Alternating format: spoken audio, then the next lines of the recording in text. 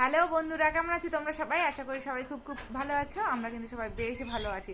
আজকে না এখন একটা মজার কথা জন্য আর কি ব্লগটা করছে, একটা ছোট্ট ব্লগ বলতে পারো।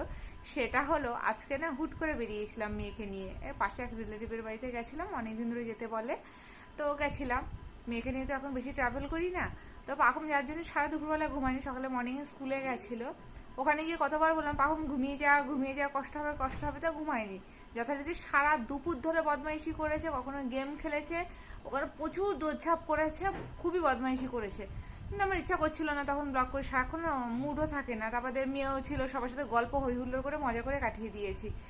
তো এখন রাত্রেবেলা বাড়িতে আসার পর জানা রাত হয়েছে, তার থেকে বেশি পাখুমকে দেখলে আমার হাসিই পাচ্ছে। এই দেখো অবস্থা, এই দেখো, দেখতে পাচ্ছ তোমরা?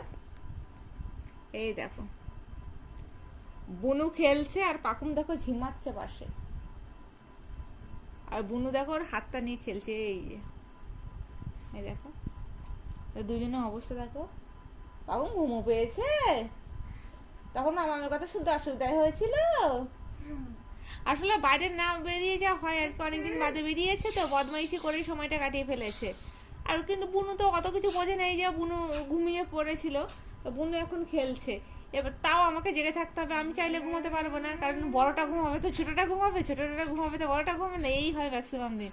তো দেখো দুই ভাই বোনের খেলা দেখো এখন। তো আজকে খুব ইচ্ছা করছিল যে তোমাদের সাথে এটা শেয়ার করি, তাই তোমাদেরকে শেয়ার করলাম যে তোমাদের আরও কি রাত এরকম কাটে। আমার কিন্তু এখন প্রায় সময় রাতটা এরকমই যায়। তো চলো সবার জন্য টাটা, গুড নাইট, দেখা হচ্ছে আবার একটা নেক্সট ব্লগে।